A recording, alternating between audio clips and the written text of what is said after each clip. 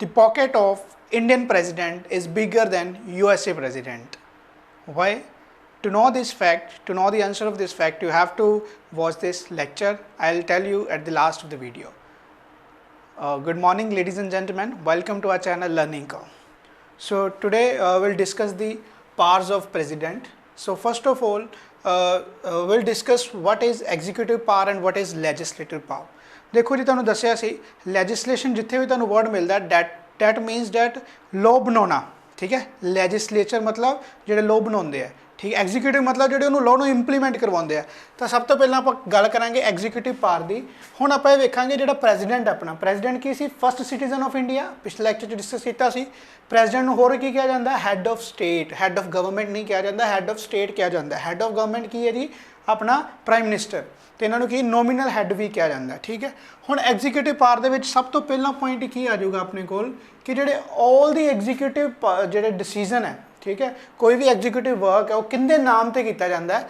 President के नाम से। जो तुहानूं कोई पुछ ले क्वेश्चन आ जाए कि जिहड़े all the executive function of a country, ठीक है, is done on the behalf of on the name of president, ठीक है। नाम किंदा वजेगा? प्रेजिडेंट का, चाहे उन्होंने एग्जीक्यूटिव कोई होर ही कर रहा है, ठीक है, बट इनका नाम तो होएगा। ये फर्स्ट पॉइंट तुसीं याद रखना।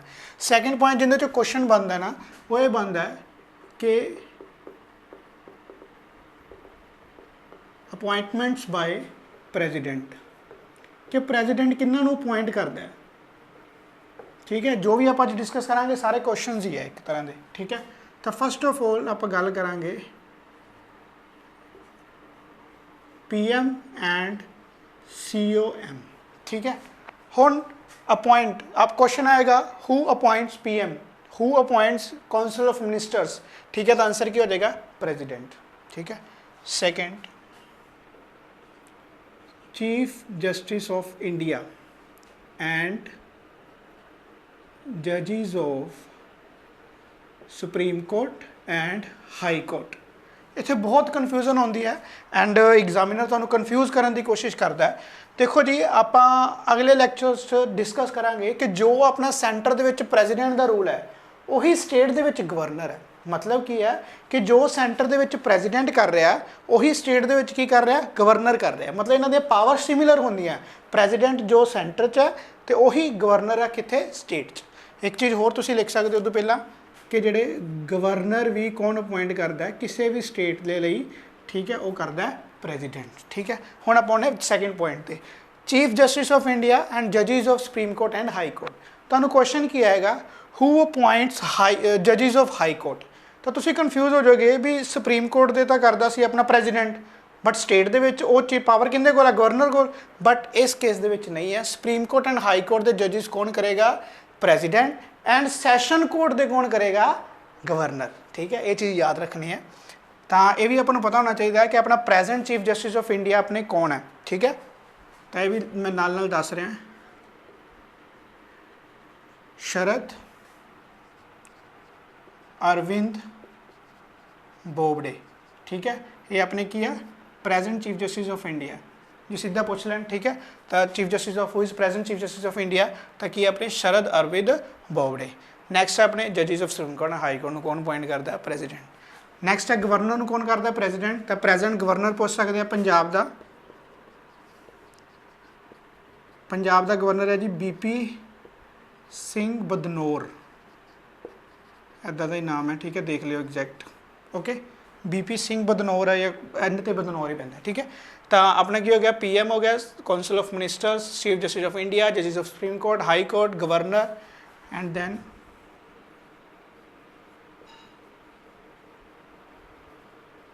Attorney general,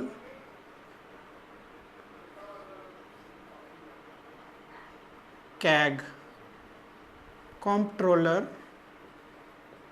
and auditor general. ये देखो जी कैग की होंदा है? सारिया प्रोविजनस अटॉर्नी जनरल दियाँ, गवर्नर दियाँ, चीफ जस्टिस ऑफ इंडिया दियाँ, जजेस of supreme court, high court दियाँ, PM दियाँ, काउंसिल ऑफ मिनिस्टर दियाँ, पर सारे चैप्टर है अलग अलग अपने को। इत्थे आप सिर्फ की देखना, यही व्यू देखना है कि प्रेजिडेंट किन्होंने अपॉइंट करता है। तुहानूं बस माड़ा माड़ा आइडिया होना चाहिए, बाकी अपने डिटेल च करांगे। अटॉर्नी जनरल की होंदा है जी? सरकार का वकील, ठीक है। ਹੁਣ ਕੋਈ ਵੀ ਕੇਸ ਹੈ ਆਪਣੇ ਸੈਂਟਰ ਲੈਵਲ ਤੇ ਜੇ ਗਵਰਨਮੈਂਟ ਇਨਵੋਲਵ ਹੈ ਤਾਂ ਗਵਰਨਮੈਂਟ ਵੱਲੋਂ ਵੀ ਇੱਕ ਵਕੀਲ ਹੁੰਦਾ ਨਾ, that is the attorney general. ਤੁਸੀਂ ਪੰਜਾਬੀ 'ਚ ਇਹਨੂੰ ਯਾਦ ਰੱਖ ਸਕਦੇ ਹੋ, ਸਰਕਾਰ ਦਾ ਵਕੀਲ। ਹੁਣ ਕੈਗ ਕੀ ਹੈ, ਕੰਪਟਰੋਲਰ ਐਂਡ ਆਡੀਟਰ ਜਨਰਲ ਕੀ ਹੈ ਕਿ ਜਿਹੜੇ ਸਰਕਾਰ ਦਾ ਖਾਤਾ ਹੈ, ठीक है, उनके ऑडिट करना, की करना, ऑडिट करना, उनका चेक करना, ठीक है भी सारा प्रोसैस सही चल रहा, ठीक है, तो वह की हो जाएगा अपना कैग हो जाएगा, ठीक है जी। तो जो अपना अटॉर्नी जनरल है डैट इज़ प्रेजेंट अपने को है के वेणुगोपाल, ठीक है जी।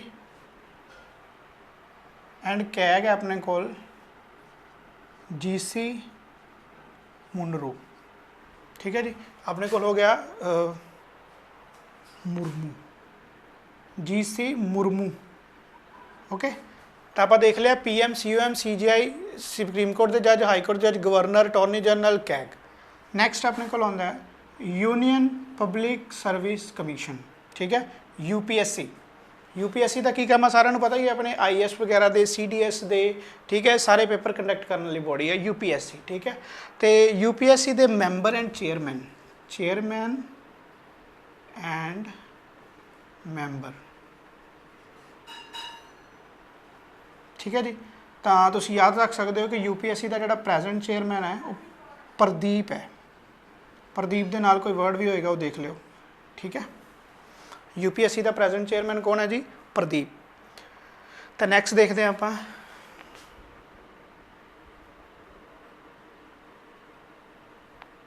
एम्बेसडर्स टू अदर कंट्रीज़, ठीक है। ਜਿਹੜੇ एम्बेसडर्स होंगे हैं, ठीक है, अपने हर एक कंट्री के लिए वो कौन अपॉइंट करता, प्रेजिडेंट। आ नोट करो, आप नैक्सट देखते हैं।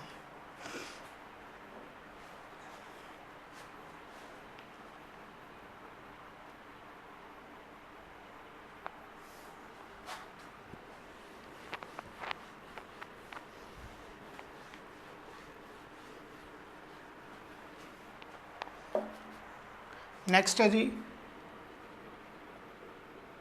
Chief election commissioner and other election commissioner,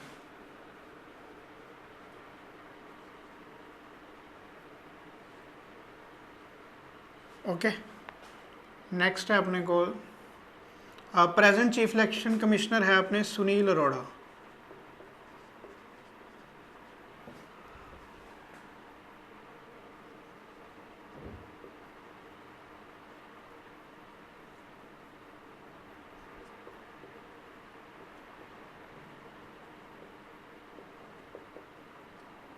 हर एक 5 साल बाद फाइनेंस कमीशन बिठाते हैं जी प्रेजिडेंट, ठीक है।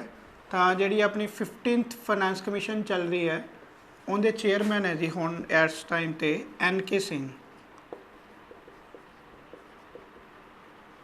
फाइनेंस कमीशन का की काम होंदा जी, बहुत इंपॉर्टेंट रोल होंदा फाइनेंस कमीशन का, डिस्कस करांगे, बट थोड़ा जिहा देख लो कि जी फाइनेंस कमीशन है ये आपको ये दसदी है भी कितना शेयर है जो टैक्सिस का सेंटर को जाएगा, ठीक है। जिन्ना भी अपने को टैक्स इकट्ठा हो रहा सेंटर को, उनके चो स्टेट का शेयर कितना होएगा, फाइनेंस कमीशन ये रैकमेंडेशन दिंदी है अपनी, ठीक है।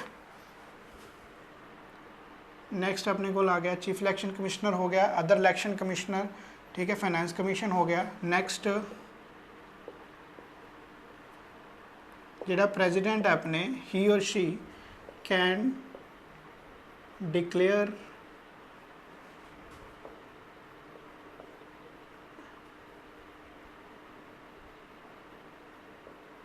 specified area as scheduled area, ठीक है जी। ये भी पावर किन्ना कोल होंदी है, प्रेजिडेंट को होंदी है, नोट करो।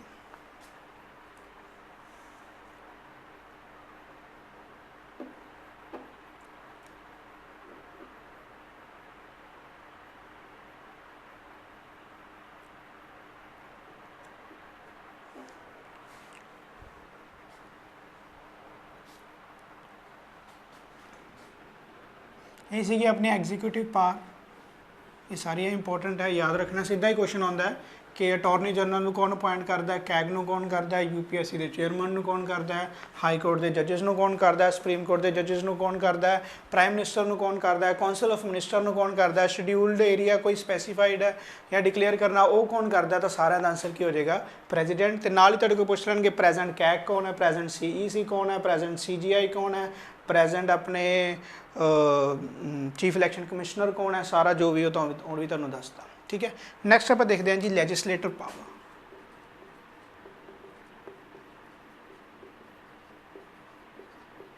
लैजिस्लेटिव पावर समझण तो पहला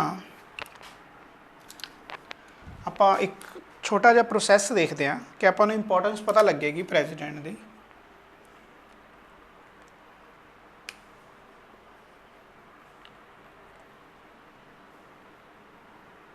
देखो ਹੁਣ ਆਪਾਂ ਪਿਛਲੇ ਲੈਕਚਰ 'ਚ ਦੇਖਿਆ ਸੀ ਕਿ ਕੋਈ ਬਿੱਲ ਹੈ, ਠੀਕ ਹੈ,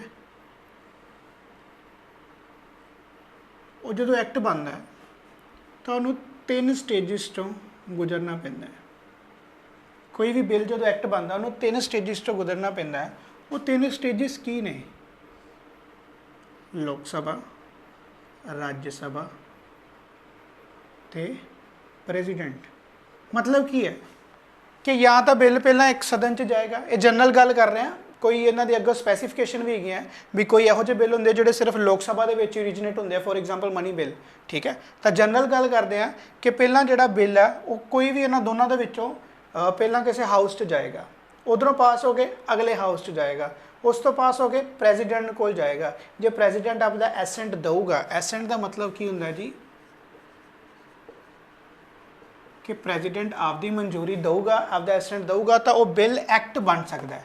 मतलब की है एक कानून प्रेजिडेंट के एसेंट तो बिना कानून ही नहीं बन सकता। एक जोड़ा बिल है वो कानून ही नहीं बन सकता किन्ने तो बिना, एसेंट तो बिना। तो पहला पॉइंट ही अपना लैजिस्लेटिव पावर के हो गया कि जेडे 3 स्टेजिस के जी एक प्रेजिडेंट की स्टेज है ना, प्रेजिडेंट के एसेंट की, डैट इज़ वेरी इंपॉर्टेंट, ठीक है। लोक सभा राज्य सभा तो है ही है, उस बाद प्रेजिडेंट के एसेंट पर डिपेंड करेगा कि वो जो बिल है वो एक्ट बनेगा या नहीं बनेगा, ठीक है जी।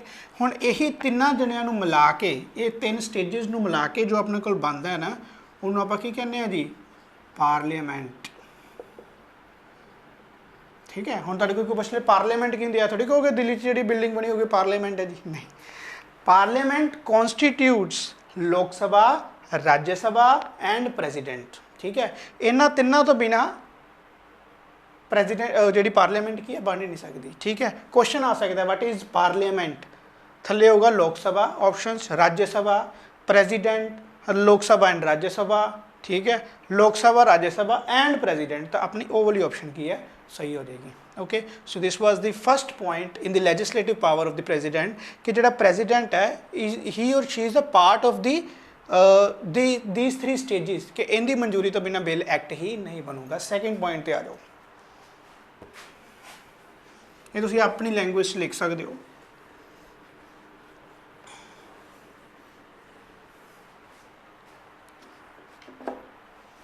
सैकेंड है जी संबंधी पार्लीमेंट,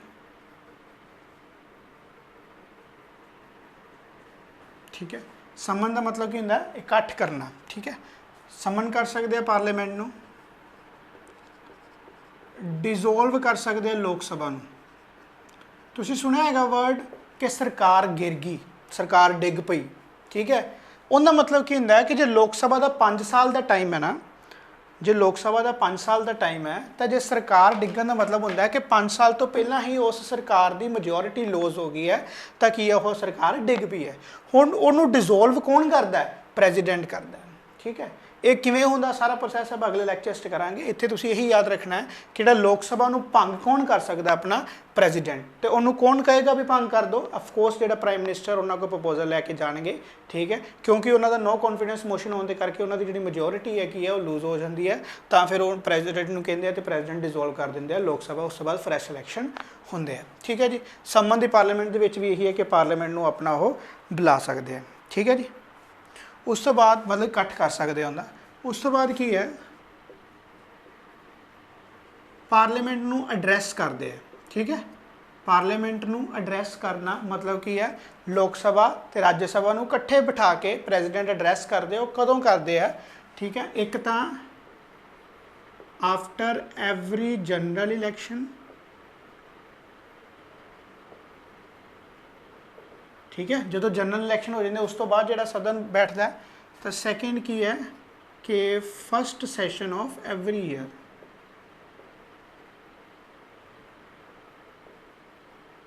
ठीक है जी after every general election and first session of every year each year लिख सकते हो एक ही गल है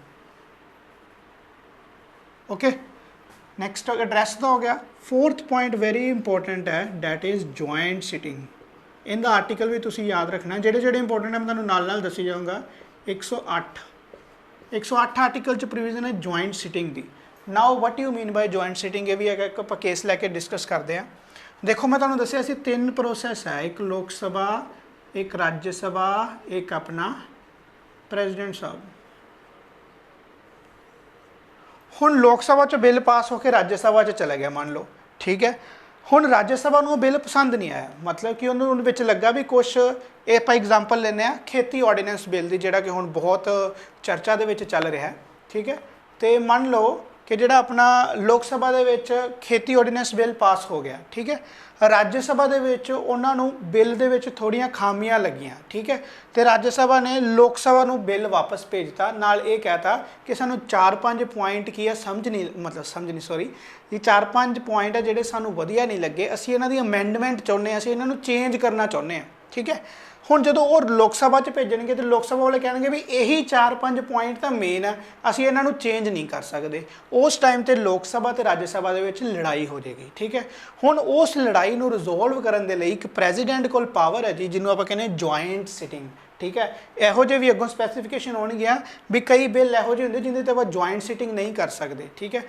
फॉर एग्जाम्पल मनी बिल तो लोक सभा राज्य सभा प्रेजिडेंट हुण लोक सभा तो राज्य सभा के जो एवें का डैडलॉक हो जाता डैडलॉक का मतलब है कि कोई डिसीजन नहीं आ पाता तो उस टाइम पर जो प्रेजिडेंट की है वो जॉइंट सिटिंग बुलाता है हुण इहदे तो 2 क्वेश्चन बनते हैं जोड़े कि तुहानूं कन्फ्यूज करनगे हुण प्रेजिडेंट जॉइंट सिटिंग बुलाता है पर जॉइंट सिटिंग नूं एड्रैस लोक सभा स्पीकर करता है ठीक है joint sitting call by president address कौन करेगा उन्होंने लोक सभा स्पीकर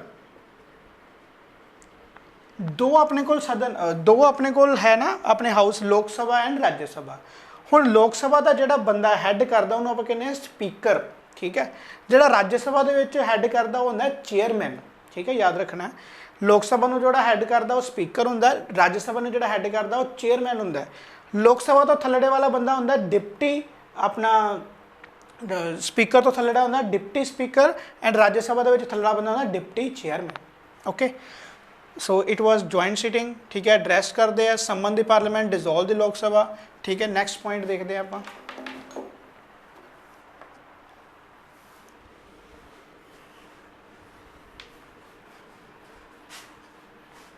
हुण तुहानूं दस्सिया सी कि जिहड़ा लोक सभा है लोक सभा मान लो आ लोक सभा बैठी है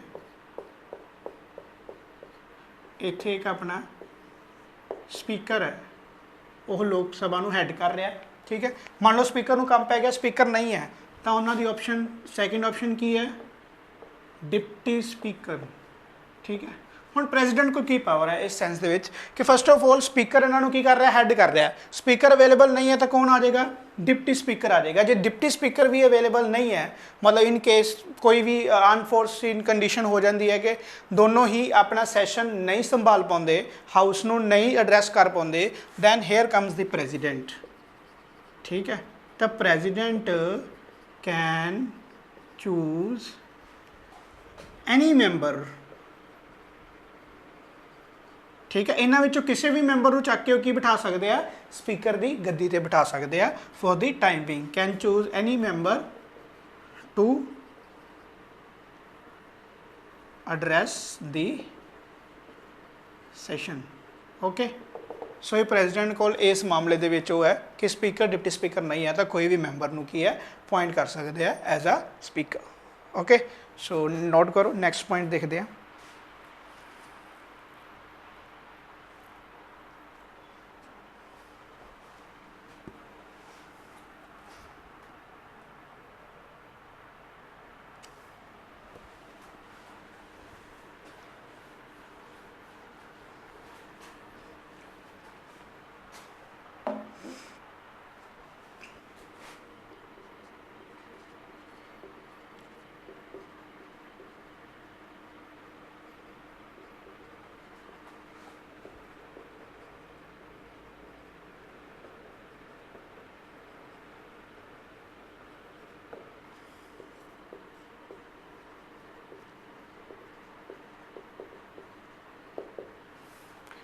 prior recommendation of president is required in certain bill. हाँ जी, आप पुराने ते आओ, लोक सभा, राज्य सभा, प्रेजिडेंट, ठीक है।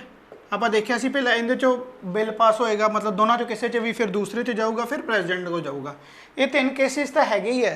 एक होर हुण केस आ गया कि बिल ओरिजिनेट, बिल इत्थे हाउस च जाण तो पहला ही प्रेजिडेंट की प्रायर रिकमेंडेशन चाहिए है। जे प्रेजिडेंट कहूगा भी हाँ जी ये बिल इधर प्रोसैस दे विच जाना चाहिए है, तो वही बिल प्रोसैस दे विच जाऊगा, 3 स्टेजिस दे विच जाऊगा। दिस इज़ दी अगेन की है power of president. Prior recommendation of president is required in certain bills. हुण सर्टेन बिल किहड़े, वही अपना क्वेश्चन है, ठीक है। हुण किहड़े किहड़े दे विच हो सकदा, आपां पहलां भी पढ़िया होया, शायद तुहानूं याद होवे। Alteration of boundaries of state, किसी स्टेट की बाउंड्रीज की चेंजिस, चेंज ऑफ नेम, किसी का नाम चेंज करना है, ठीक है, वो भी अपना इहदे च आ जाएगा। उस तो बाद है जे कोई बिल कंसोलीडेटेड फंड ऑफ इंडिया नाल रिलेटेड है,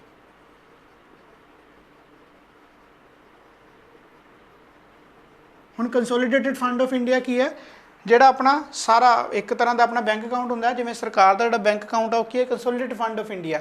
हुण इहदे कोई पैसा कढाउणा है, ठीक है, पैसा इहदे चों निकलना है, तो वो की है अपने कोल उहदी प्रायर रिकमेंडेशन चाहिए प्रेजिडेंट की, वो बिल पास होएगा, फिर ही अपना की है सारा पैसा उहदे चों बाहर आ सकता है, ठीक है। ये किहदी अपना सीगा प्रेजिडेंट की पावर। नैक्सट देखो,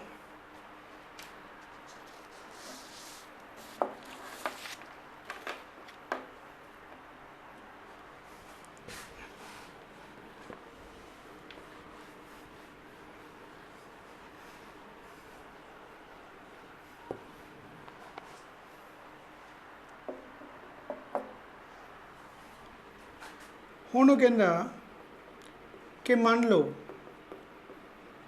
bill is sent to president, कि प्रेजिडेंट को बिल भेजा गया। हुण उहदे कोल की ऑप्शनस है, हुण अपने कोल की ऑप्शनस है, 1 सेकेंड। हुण प्रेजिडेंट को बिल चला गया, ठीक है, मतलब कि लोक सभा ते राज्य सभा दे विचों पास हो के, तो उस तो बाद प्रेजिडेंट को जिहड़ियां ऑप्शनस बचणगियां वो आपां डिस्कस करते हैं।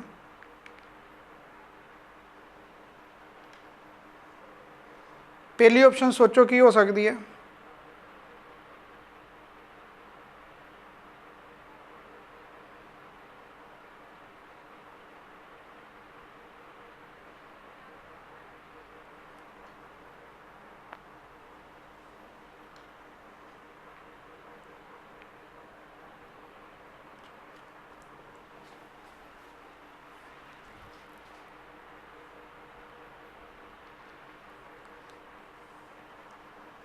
हाँ जी अपन पता है पहली ऑप्शन अपने को होएगी जिवें आप डिस्कस ही किया कि वो आपका एसेंट दे देंगे, है ना।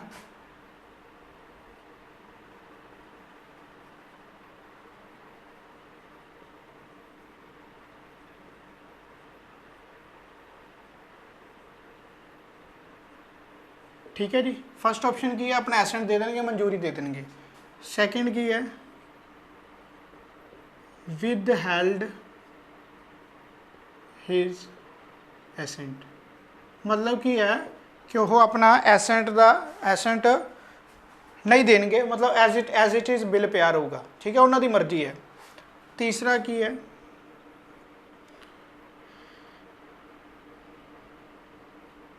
रिटर्न द बिल की है प्रेजिडेंट भी की है बिल नूं रिटर्न कर सकते हैं फॉर रीकॉन्सीडरेशन मतलब कि है प्रेजिडेंट भी बिल देख के उन्होंने वापस भेज सकते हैं कि मैनू बिल पसंद नहीं आया या इन अमेंडमेंट्स मैनू चाहिए। फॉर एग्जाम्पल जो अपना खेती ऑर्ਡੀਨੈਂਸ बिल का चल रहा केस तो तुसीं कल के न्यूज़पेपर के देखा होएगा कि जोड़े लोक सभा राज्य सभा के सारे जोड़े ओपोजिशन पार्टीज़ है वो प्रेजिडेंट नूं गुहार लगा रहे हैं कि तुसीं की है ये बिल नूं की है भेज दो वापस भेज दो क्योंकि लोक सभा राज्य सभा जो पास हो गया तो उस तो बाद की है जो प्रेजिडेंट इन्होंने वापस भेज दिंदा तो बिल की है वो कानून नहीं बन सकता। ठीक है तां करके सारे उन्होंने प्रेजिडेंट ते उम्मीद टिकाई बैठे है कि जोड़े मतलब ये अपने जनहित दे विच नहीं गा तो तुसीं की है ये बिल नूं रिटर्न करके भेजो तो यह भी ऑप्शन की है प्रेजिडेंट कोल हुंदी है। ठीक है सो इस तो अगे जिहड़ियां पावर्स रह गई ठीक है वो आपां नैक्सट लैक्चर दे विच देखांगे। तो एक चीज़ होर नोट करने वाली है इत्थे ठीक है सो अपना कि मैं फॉर फर्दर स्टडीज़ अपना जा रहा सीगा आउट ऑफ टाउन ठीक है तो उसथे अपने को इदा का सारा सिस्टम अवेलेबल नहीं होएगा for example lighting cameras and all that तो आप एक ट्रायल बेसिस थे जी दूसरी वीडियो होंगी है पीपीटी वाली वीडियोज़ मैं पीपीटी बना के ठीक है नाल एक्सप्लेन करी जाऊँगा ठीक है वो आप नैक्सट वीडियो वो वाली आएगी ठीक है तो तुसीं दस दिओ जो सही है तो फिर आप उदा ही कंटिन्यू कर लेंगे क्योंकि आई थिंक मैनू 1-1.5 महीना लग जाएगा उत्ते ठीक है तो उत्थे आप करते रहांगे जो कोई दिक्कत नहीं आएगी अदरवाइज़ फिर आप पॉलिटी नूं थोड़ा जिहा रिज्यूम करके बाकी सबजैक्ट चला लेंगे बाद चों कर लेंगे ठीक है जी थैंक यू वेरी मच।